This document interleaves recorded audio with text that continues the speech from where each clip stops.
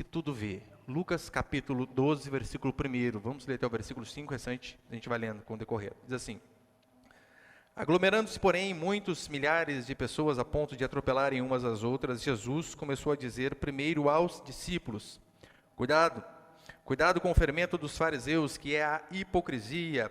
Nada há encoberto que não venha a ser revelado, nem escondido que não venha a ser conhecido.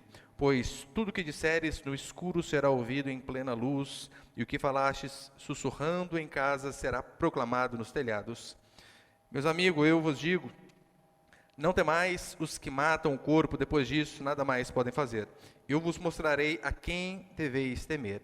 Temei aquele que depois de matar tem o poder para lançar no inferno. Sim, digo, este que deveis temer. Até aí, tá bom, olha para cá, por favor. No finalzinho do versículo 11, que eu terminei no último domingo, é interessante que você vê ali os fariseus e os escribas, que poderiam até ter o seu desentendimento, só que por conta de um objetivo em comum, ou seja, prejudicar Jesus Cristo, até aqueles que eram aparentemente inimigos ali se juntam. E o objetivo deles, então, no finalzinho do capítulo 11, começa a ser pegar Jesus em alguma coisa. Fazer várias perguntas, para quê? Para que ele pudesse cair em alguma contradição, em algum problema, e então eles poderem, de fato, chegar ao veredito de matá-lo. Esse era o objetivo. Eles queriam colocar Jesus à prova de todas as formas, para que eles pudessem pegar um erro nele e então poder matá-lo. E aqui no capítulo 12, começa dizendo que Jesus ele vem, ele nos adverte. Aqui veremos, até o versículo 12, ele vai nos advertir a respeito de hipocrisia, a respeito de não blasfemar contra o Espírito. Ele vai nos advertir a respeito de moralidade e de não ter medo, Não temam os homens. Só que repare, a quem Jesus endereça essas coisas em primeiro lugar? Você pode pensar assim, Jesus está falando da hipocrisia do povo. É verdade. Mas a quem é endereçado essas coisas? Olha no versículo 1 que ele diz: aglomerando-se, porém, muitos milhares de pessoas a ponto de atropelarem umas às outras, Jesus começou a dizer primeiro aos discípulos. Ou seja, se ele disse isso aos seus discípulos, se nós também nos consideramos discípulos de Cristo, essas advertências são todas para nós, e nós devemos analisá-las, ver o que ele realmente quis dizer e aplicar em nossa vida também hoje, para que nós não venhamos cair no mesmo erro que esses muitos homens caíram. E aqui Jesus Cristo vai começar a falar também da importância da moralidade da vida cristã. Eu sei que nós falamos sobre uma vida cristã moral. Hoje, na época de hoje, a questão da moralidade é quase que colocada de escanteio. Por quê? Porque o que importa é o amor.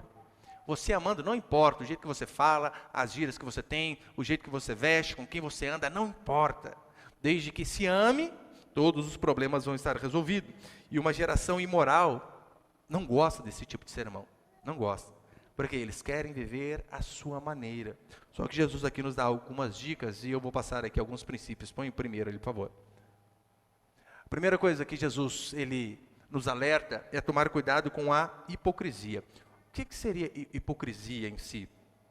Seria, de fato, um fingimento, Você enganar alguém, você parecer aquilo que você não é, uma suposta sabedoria que você acha que você tem, ou sabe que não tem, mas para alguém você quer parecer que você é diferente, ou seja, o simples objetivo de impressionar os outros.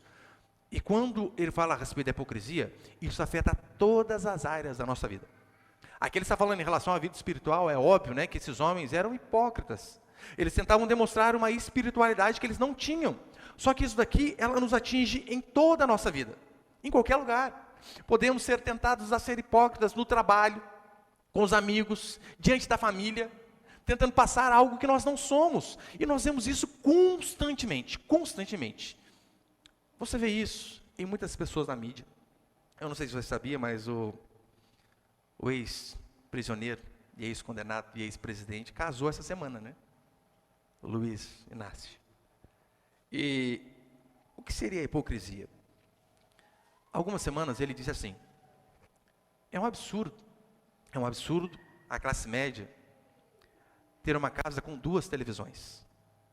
E ostentação, não pode. Se você tem 2 televisões em casa, você está ostentando, porque há pessoas que não têm nenhuma. Então para ele isso passa a ser ostentação.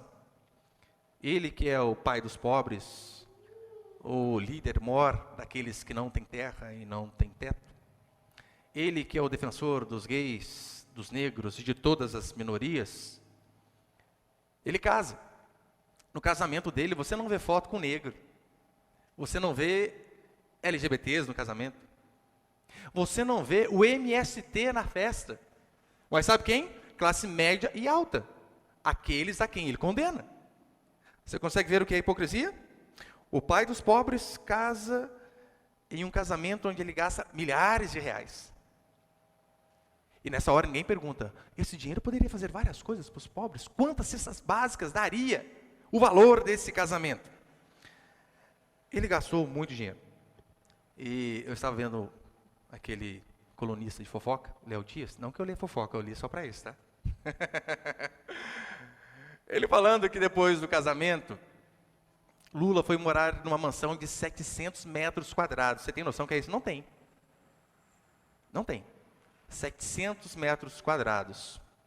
E eles apuraram que ele alugou, né? Não é dele, que o aluguel dessa mansão é de 22 mil reais. O aluguel.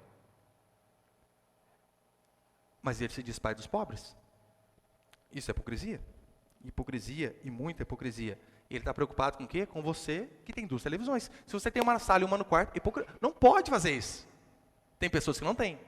Mas então a gente vê hipocrisia. Só que é claro, o assunto aqui está lidando diretamente com a questão espiritual, falando desses homens, desses religiosos que eles se diziam espirituais, mas no fundo não eram. Em Mateus 6, diz que eles oravam com o simples objetivo de serem vistos pelos homens. Consegue ver? Orar, algo santo, algo que a Escritura nos ordena, mas a partir do momento que nós fazemos aquilo que Deus manda com uma motivação errada, isso passa a ser hipocrisia. Jesus fala em relação ao jejum, esses homens eram do mesmo jeito. Eles jejuavam não simplesmente para se humilharem diante do Senhor, diante de uma dificuldade, de uma tragédia, diante de uma aflição, assim como Davi jejuou quando seu filho morreu. Não, não é. Ou melhor, quando seu filho estava doente. O filho de Davi está doente e Davi faz o quê? Jejua. Jejua. Para quê? Para mostrar a Deus, eu quero me afligir porque eu preciso do Senhor. Só que Jesus diz que esses homens, até no jejum, eles entristeciam o rosto, a face, mas era apenas para parecer bonitinho para os outros. Apenas para isso. E de fato, eles ganhavam o aplauso dos homens. Se nós formos hipócritas em relação à nossa vida espiritual, deixarmos transparecer aquilo que nós não somos, mas que as pessoas vejam, pode ter certeza, as pessoas vão aplaudir. Olha como que o fulano é piedoso. Olha o tanto que ele ora. Olha como que ele faz. Se você ficar colocando a sua fotinha lá no monte, orando, dizendo, eu e o Senhor no monte. O povão vai olhar para você e vai dizer, gente, que homem piedoso. Mas aqui Jesus estava xingando esses homens. E eles tiveram recompensa, mas apenas recompensa das pessoas. O elogio delas. Mateus capítulo 23, olha o que a Escritura vai dizer. Ai de vós, escribas e fariseus hipócritas, porque devorais as casas das viúvas, e para disfarçar, fazeis longas orações, por isso recebereis uma condenação muito maior. Vocês estão disfarçando, vocês estão indo na casa das pessoas para orar, mas é só para encher a barriga. A condenação de vocês deve ser maior. Portanto, cuidado com a hipocrisia. Cuidado para você não passar uma piedade que você não tem. Cuidado para você passar uma sabedoria que você não tem. E se tem alguém que é craque em fazer isso, somos nós. Você ouviu uma frase de um escritor, de um livro, você cita aquilo lá como se você tivesse lido todas as obras dele. Para demonstrar sabedoria, sendo que na verdade, se você é perguntado a respeito de qualquer outra coisa, a respeito daquilo, você não sabe nada. Então, cuidado com a hipocrisia. Por que devemos tomar cuidado com a hipocrisia? Daí entra o segundo princípio. Porque nada é escondido que não venha a ser revelado. Se hipocrisia é fingir, é esconder, é enganar, você deve sempre se lembrar do seguinte: você pode enganar algumas pessoas o tempo todo. Pode. Você pode enganar todas as pessoas há algum tempo. Mas você não pode enganar todas as pessoas todo o tempo. Mas cedo ou mais tarde alguém vai descobrir. E repare no versículo 3 o que ele diz. Pois tudo o que dissestes no escuro será ouvido em plena luz. Tudo aquilo que você diz no escuro, lá no escondidinho, vai ser exposto. E se você é um hipócrita, as pessoas vão descobrir que você é hipócrita. Você já mandou áudio de WhatsApp errado para alguém? Já? Já. Eu já. Dá uma vergonha, não dá? Eu fiz isso essa semana. Estava fazendo umas visitas para cá de bicicleta. E só de casa para cá já tem 13 quilômetros, né? Mais do que eu ando aqui e volto. Uma pedaladinha boa. E eu lembro que eu fui na casa do irmão, do outro. Daí eu fui à casa de um outro irmão que ele não estava lá, estava só a esposa. Eu disse, olha, outro dia eu venho. E nisso eu fui falar para o próximo irmão que eu iria à casa dele. Eu sei que para cortar um caminho enorme, eu sabia, olha, no meio desse mato aqui, eu sei que tem um caminho depois da linha de trem, é um matagal, e depois vai dar em algum lugar que é mais perto. E estou eu lá no meio do mato e aperto o áudio para gravar. Estou no meio do mato aqui, mas já eu chego na sua casa. Eu não sei muito bem onde eu estou, mas acho que uns 15 minutos eu chego aí. Adivinha para quem que eu mandei o áudio? Para a esposa. Na hora. Um monte de mensagem no celular. Que mato que é esse que você está? Tem mais alguém? Eu falei, eu estou aqui, né? Eu saí de tal lugar, eu não sei onde que eu estou. Daí depois que eu consegui sair numa rua lá, eu falei, aqui, né? É perigosíssimo esse bairro, você está maluco, está aí. E eu feliz, né? Falei, poxa, que esposa preocupada, né? Você foi com a minha bicicleta? Gente, a preocupação era com a bicicleta. Tá bom, né? Foi embora. Mas quantas vezes nós não mandamos uma mensagem indevida para alguém e aquilo nos queima a cara de vergonha? Queima. Recentemente, o deputado estadual Arthur Duval, do Mamãe Falei, foi cassado na nossa Assembleia Legislativa aqui no estado de São Paulo, por conta de um áudio vazado de um grupo de amigos, ao qual ele foi supostamente oferecer ajuda para as pessoas que estavam na guerra, na Ucrânia. E então ele, nesse áudio, diz, rapaz, as filas das refugiadas é melhor do que fila de balada em São Paulo, as ucranianas todas são lindas. E ainda diz, e elas são fáceis porque são pobres. Então esse áudio vaza, e ele é cassado do seu mandato de deputado. Por quê? Porque na verdade o que nós fazemos no privado é apenas uma amostra do que nós somos de verdade. Você é o que você é no privado. O que você fala nesses grupos sem filtro. O que você fala para pessoas conhecidas de verdade, você é isso.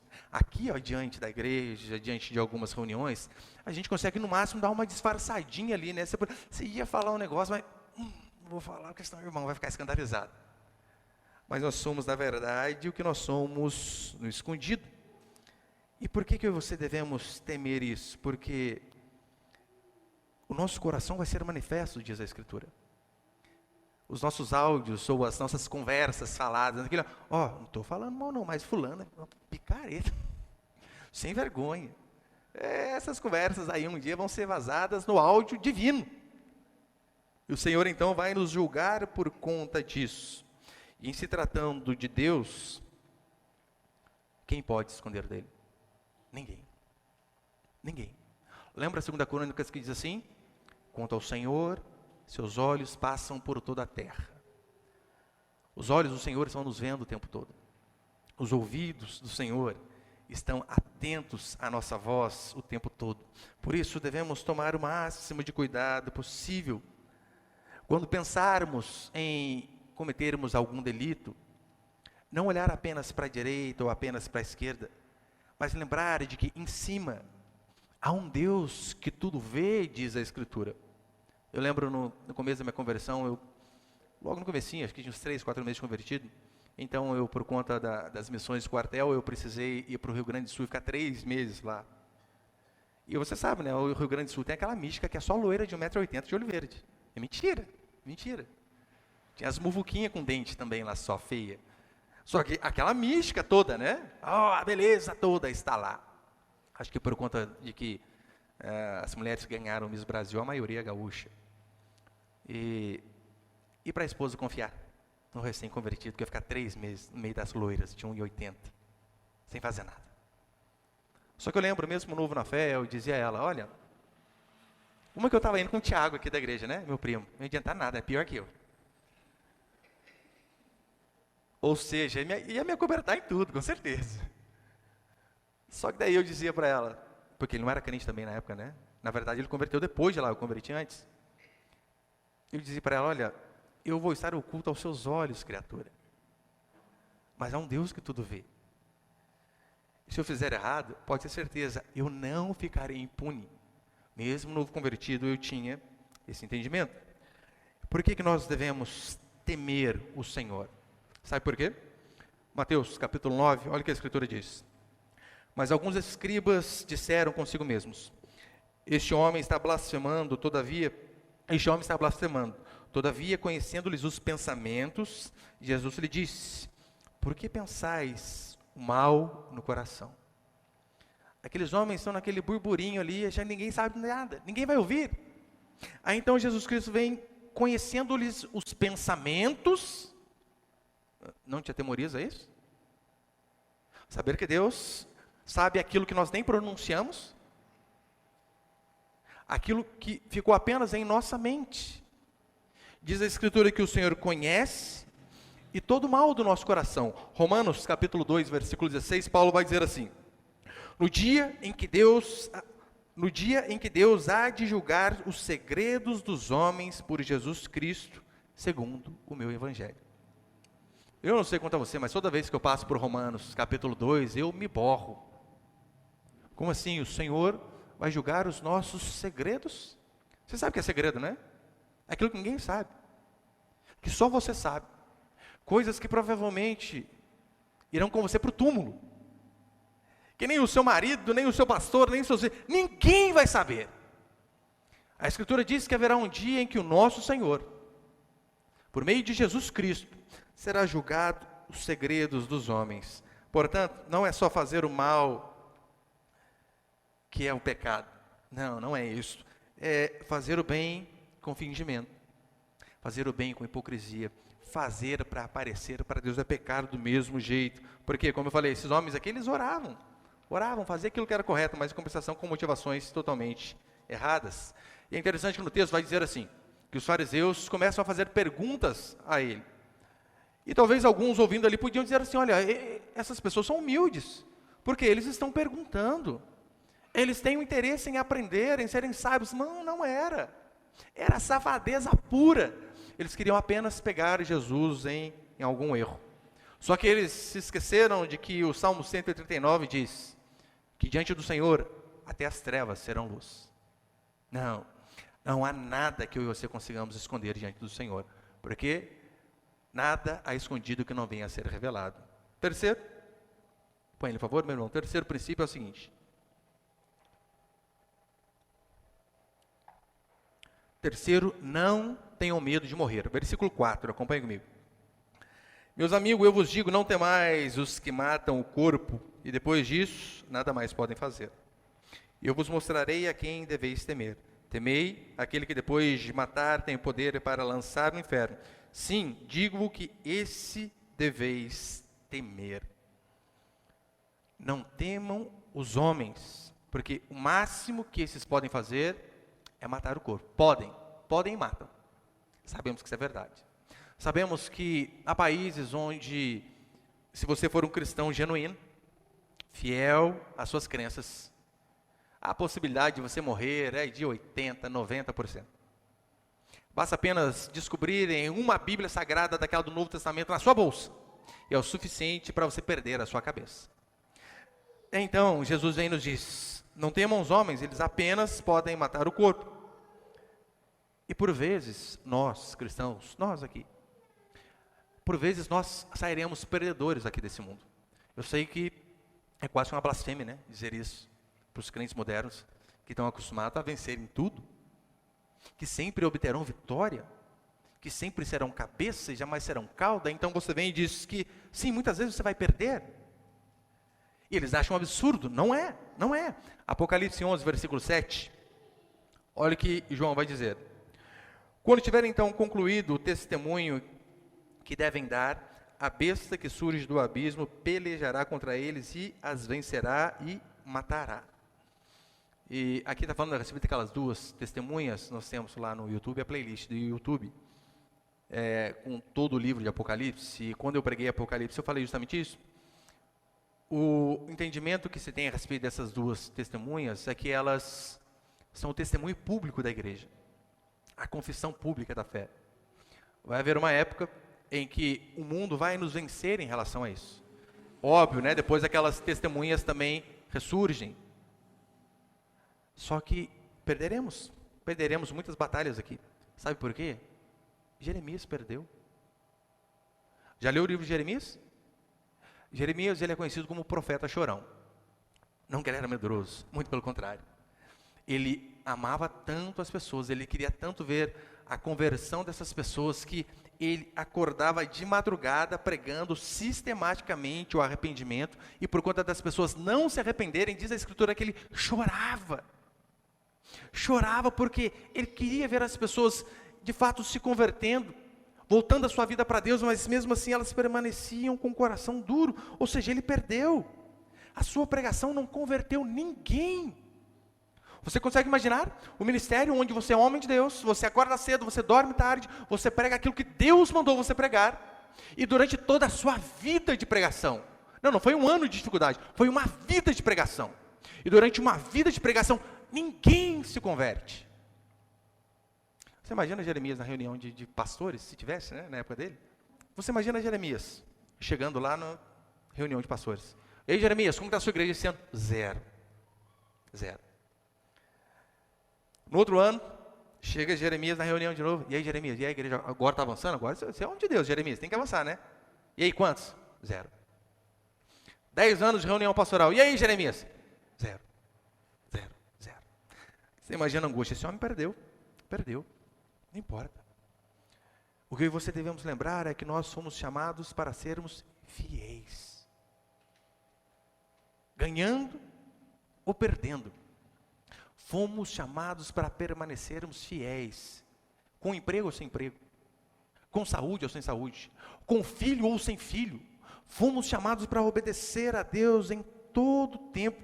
É por isso que Jesus, diante da perseguição e da morte, ele diz assim: ainda que as coisas estejam difíceis para vocês, não temam os homens, porque o máximo que pode acontecer é vocês morrerem. Temam a mim. Aí ele diz por quê? Porque eu tenho poder, não só de matar o corpo, mas também de lançar a alma no inferno.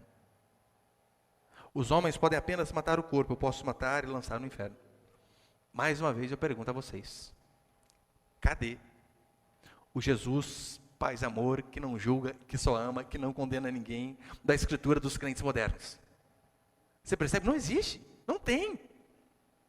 Olha o que Jesus Cristo está falando. E quando ele diz que ele vai mandar a esses para o inferno, a tradução do inferno ali, né, vem da palavra Geena, que de fato significa um lugar chamado Vale de Nom. Nesse Vale de Nom era um lugar onde Manassés e Acás, reis malignos, sacrificaram seus próprios filhos a entidades. Posteriormente, esse Vale de Nom é transformado no lixão de Israel. E então, o lixo da cidade ficava queimando, incinerando ali durante muito tempo sem se apagar. Então, Jesus vem e usa este exemplo do Vale de Nom, de abominação, dos filhos sendo mortos para oferecer a deuses estranhos, a Moloque. Ele usa isso para dizer: temam a mim, porque eu tenho o poder não apenas de matar o corpo, mas também de lançar ao inferno. Isso é tão certo que Marcos capítulo 9, olha o que a palavra do Senhor diz: se tua mão te faz tropeçar, corta, pois é melhor entrares maneta na vida, do que tendo as duas mãos ires para o inferno, para o fogo inextinguível, onde o verme não morre, nem o fogo se apaga. Jesus Cristo, mais uma vez, ele usa uma ilustração fortíssima. Lugar onde o verme não morre, nem o fogo se apaga. Historicamente, quando alguns exércitos ganhavam as batalhas, o que eles faziam? Quando eles queriam humilhar o exército vencido. Quando era um exército normal, eles deixavam, que os mortos fossem levados pelo exército derrotado, para que eles pudessem fazer as honras fúnebres e enterrar os seus mortos. Mas quando o exército que vencia era muito maligno, Eles não permitiam que os derrotados enterrassem os seus mortos. Pelo contrário, eles entulhavam nas praças, ateavam fogo e aquilo ficava queimando durante tempos e tempos.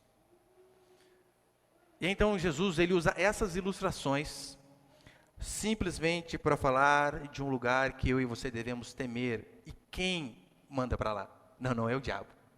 Você percebeu o que ele disse aqui? Quem é que manda? É porque eu sei que às vezes você fica se borrando de medo do diabo, né? O diabo pode me lançar. Não, ele não lança no inferno. Na verdade, ele também vai ser lançado no lago de fogo de enxofre. Jesus Cristo diz, vocês devem temer não apenas os homens, porque o máximo que eles podem fazer é matar o corpo. Não temam a eles. Esses não. Vocês devem temer a mim, porque eu tenho o poder de matar o corpo. Ele tem o poder de matar. E depois disso, de lançar a alma no inferno. Então, esse Jesus dos crentes modernetes aí que não julga, que não condena, que não manda ninguém para o inferno, é um falso Deus, não existe. Winston Churchill foi primeiro-ministro britânico e ele disse assim certa vez, o problema deste país é que a mensagem do inferno sumiu. A Inglaterra exportou pregadores para todos os lados. Só que não só apenas a Inglaterra, mas quase toda a Europa, sem exagero. Você vê que tem sumido a igreja cristã protestante verdadeira. Acabado. Uma vez um conhecido me disse que ele estava em um desses países, na Suíça, se eu não me engano, e lá haviam cultos em igrejas protestantes como a nossa, sabe quando? Uma vez a cada 3 meses. Uma vez a cada 3 meses. Não era pandemia. Dias normais. E eu disse a ele, por quê? Não tem gente. Onde havia igreja, há um bar. Uma casa de prostituição. Então aquele polo de importação de missionários que levaram o evangelho para todo mundo, acabou virando um cabaré. Sem exagero. Por quê? O Winston Churchill acertou essa frase aqui. O problema deste país é que a mensagem do inferno sumiu. E se a mensagem do inferno some, não há o que temer. Se a mensagem do inferno some, não há o que nós termos medo. É por isso que aquela canção romântica, maravilhosa, que vendeu milhões de cópias dos Beatles, Imagine, uma parte da canção diz, né, imagine se não houvesse céu e nem inferno. Esse é o sonho. Esse é o sonho do progressista. Esse é o sonho do ateu. Esse é o sonho de todos. Por quê? Porque se não houver céu e não houver inferno, não vai haver punição para aqueles que vivem no erro, mas também não vai haver recompensa para aqueles que, como nós, se esforçam para ser fiel a Deus. Não há. Então, por isso que este é o mundo ideal. Você pode pensar, pastor, mas parece exigência demais, uma exigência muito alta, colocar a justiça e a fé acima de tudo. Não é. Não é. Sabe por quê? Vi uma vez um relato lembra lá do antigo Titanic, nem lembro que ano saiu aquilo lá. Um homem, né, dizendo que ele testemunhou lá um rapaz que tinha muitas joias, muitos pertences. E então, quando o barco começou a afundar, quando começou a ter algumas possibilidades de alguns homens entrarem naqueles botes salva-vidas, ele simplesmente deu todas as joias que ele tinha para um rapaz a troco de 5 laranjas. Você pode dizer, loucura, joias, mas joias a troco de 5 laranjas. Não, ele foi esperto. Ele sabia, se eu ficar à deriva durante tempos, o que farei com joias? Nada. Laranja ainda é um alimento. Porque ele sabia, aqui vai afundar. Eu preciso ter algo. Você sabia que esse mundo ao qual nós vivemos vai afundar? Não, o mundo não vai melhorar, como muitos pensam. Este mundo vai de mal a pior. Vai de mal a pior. É certeza de afundar, mais certeza que o Titanic vai afundar. E esse é o problema. Sabendo que este mundo vai afundar, às vezes nós nos apegamos tanto a coisas aqui. Esquecemos as coisas espirituais, esquecemos o céu, esquecemos aquilo que é mais importante. Mesmo tendo o veredito de que este mundo vai afundar. No versículo 8 e 9, vai dizer assim. Lucas 12, 8. Eu vos digo que todo aquele que me confessar diante dos homens, também o Filho do Homem o confessará diante dos anjos de Deus. Mas quem me negar diante dos homens será negado diante dos anjos de Deus. No contexto aqui, por exemplo, ali com os romanos, eles constantemente estimulavam os cristãos para que eles negassem a Jesus Cristo. Negue, negue. Por conta de muitos não negarem, eles recebiam como punição o Coliseu. Espetáculo da tarde, não era futebol. Era cristãos sendo devorados por leões. E lotava de gente. E é interessante também que, historicamente, muitos cristãos morrendo ali e pessoas da arquibancada se convertendo. É por isso que Tertuliano vai dizer que a semente dos mártires, que o sangue dos mártires é a semente da igreja. Porque as pessoas viam mesmo aqueles homens e mulheres comuns como nós, diante de leões famintos e carniceiros, diante da morte. Mesmo assim, eles não negavam a sua fé. Não negavam, continuavam crendo. Os romanos, quando no muito, eles diziam assim: vocês não querem negar Jesus Cristo, então faz o seguinte: podem continuar adorando esse Cristo, mas também adorem a César. Vocês querem falar que Jesus é Deus? Eles não estavam nem aí. Eles não queriam uma divindade única como César. Você poderia adorar quantos deuses você quisesse, contando que César também fosse adorado, não haveria problema. É por isso que eles diziam: você quer falar que Jesus é Kyrios, né? Como eu expliquei quarta-feira? Pode dizer. Mas você precisa dizer também: César também é Kyrios, também é Senhor. Então, quando muitos homens e mulheres, assim como nós, donas de casa, carpinteiros, eletricistas, pedreiros, quando eles diziam assim: César não é Kyrios, só Jesus Cristo é, eles morriam. Então, diante disso, Paulo nos lembra que nós somos salvos pela fé e que nós devemos crer com o coração e confessar com a boca. Ou seja, nós, a partir do momento que temos um encontro com Cristo, nós precisamos confessar, não apenas com palavras, mas principalmente também com atitudes, para que não venhamos a cair no primeiro princípio, na hipocrisia, de professar algo com a boca e viver uma vida totalmente diferente. E hoje, a Escritura, por exemplo, nos diz algumas formas públicas de confessar a Jesus Cristo. Batismo é uma delas. Se você não é batizado, você precisa se batizar. Porque quem crer e for batizado será salvo. Mas você tem que lembrar que você precisa conversar com a boca, você precisa passar por esses ritos que a Escritura nos coloca. Só que a sua vida diária não pode ser contrária àquilo que você confessou com a boca. Para que nós sejamos coerentes. Quarto, já estou encerrando, pai, por favor, meu irmão.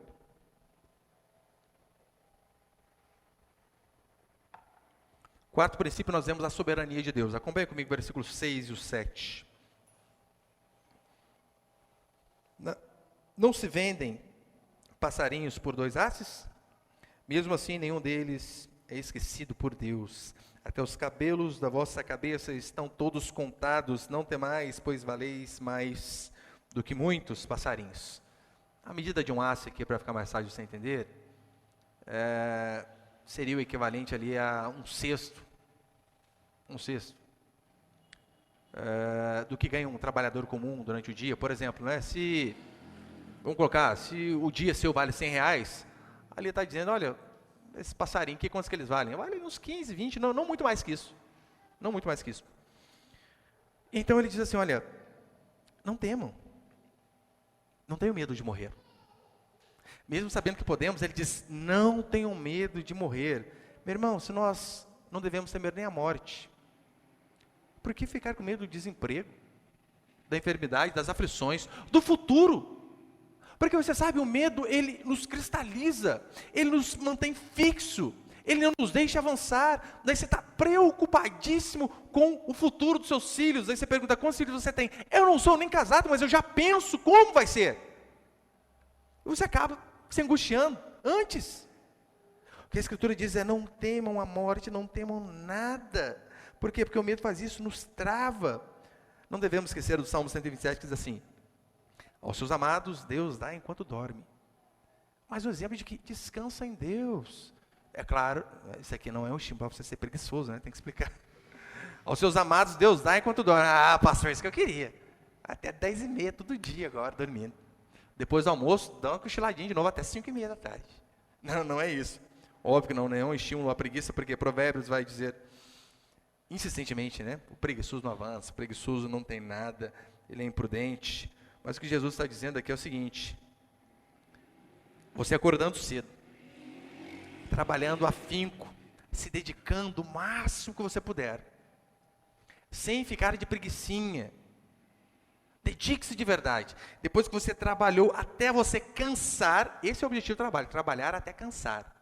Paulo diz, gastarei e me deixarei gastar. Só que como que a maioria dos brasileiros vai para o serviço? Vai se poupando. Não, vou fazer isso aqui não, porque cansar à toa. Não, Paulo diz, cansa. Canse de trabalhar. Depois que você fizer isso, tendo feito tudo, daí você pode dormir o sono do justo, que você vai ficar tranquilo, que Deus vai cuidar de mim e de você. E para encerrar, o quinto nós vemos o seguinte, põe o quinto princípio ali, por favor. Nós vemos a respeito da blasfêmia do Espírito Santo. Versículo 9, 10. Todo aquele que falar uma palavra contra o Filho do Homem, isso lhe será perdoado. Mas ao que blasfemar contra o Espírito Santo, isso não lhe será perdoado. Aquele que falar contra o Filho do Homem, contra Jesus Cristo, este vai ser perdoado. Mas quem blasfemar contra o Espírito Santo não vai ser. Primeiro, aqui não está dizendo que o Espírito Santo é alguém superior a Jesus Cristo, por isso o pecado contra ele é maior. Não, não é isso. Não é isso, eu vou explicar para você. Primeiro eu quero falar o que não é a blasfêmia contra o Espírito Santo, o que não é. Porque a Escritura diz que esse pecado não tem perdão. E talvez na sua cabeça você pensa assim, como eu já pensei. Isso eu já fiz isso. Estou vindo na igreja à toa? O dízimo está indo. Já era. Perdi, não tem retorno nenhum. Acabou. Se você pensa, será? É um grande indício que você nunca cometeu esse pecado, porque senão você não pensaria assim. Primeiro, o que não é blasfêmia contra o Espírito Santo? Exemplo. Alguns de nossos queridos irmãos pentecostais dizem que eu sou blasfemo, porque eu vou para o inferno. Estou perdido. E eu digo, por quê? Porque você blasfema contra o Espírito Santo. E eu vou perguntar, o que é isso, blasfemar contra o Espírito Santo? Você fala do dom de línguas. Você fala que o charabacanta não é de Deus. Eu digo, isso não é blasfemar contra o Espírito Santo. Por quê? Porque eu estudo meu coração, eu não creio, não acredito que esse dom dessas línguas que nós vemos hoje nas igrejas pentecostais, que é algo de Deus. Por que eu creio assim? Ora, por conta de Atos capítulo 2, basta você ler, ali é explicada a questão de idiomas, cita as regiões que aquelas pessoas estavam, tudo. Além do mais, eu não sou o único que creio assim, na verdade toda a igreja creu nisso durante toda a sua existência. Até 1906, quando teve aquele avivamento, lá na rua Azusa, como eles dizem. Essa era a crença mais normal do mundo. Aquele dom de línguas ali são idiomas, para que as pessoas pudessem ser capacitadas para levar o evangelho mais longe. Eu digo, olha, então o que eu creio não vem de mim. Aliás, as igrejas hoje também, as reformadas como nós, não só as reformadas, até os adventistas, eles não acreditam que esse dom de língua pentecostal é o dom de línguas ali de Atos 2. Então eu sempre digo, eu não estou blasfemando contra o Espírito Santo, por quê? Porque eu não creio. Eu não creio e não sou só eu que estou sozinho nisso daí. Só que daí, você pode pensar assim, pastor, mas o que seria então blasfêmia contra o Espírito Santo? O que a Escritura vai dizer é quando aqueles homens, eles tinham a certeza de que aqueles milagres que estavam acontecendo diante deles, era o dedo de Deus. Lembra que Jesus Cristo expulsava demônios na frente deles, pessoas que nasceram endemoniadas, pessoas que eram perseguidas, cegos, enfermos, então Jesus vinha, expulsava demônios, as pessoas eram curadas, aparecia um demônio que vinha do sepulcro, e Jesus vinha e o libertava.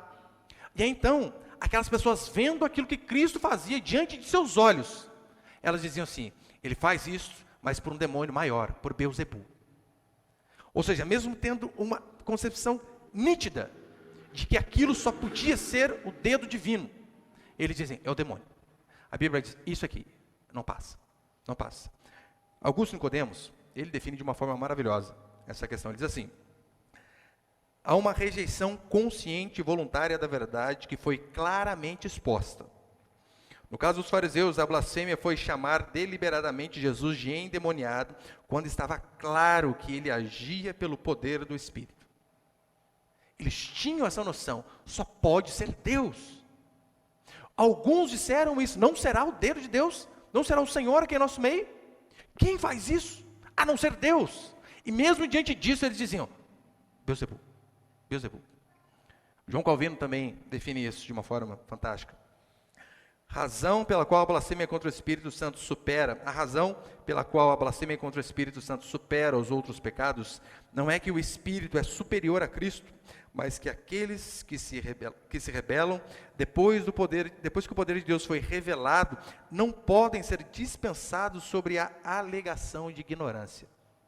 Vocês acabaram de ver o poder de Deus na frente de vocês, agindo.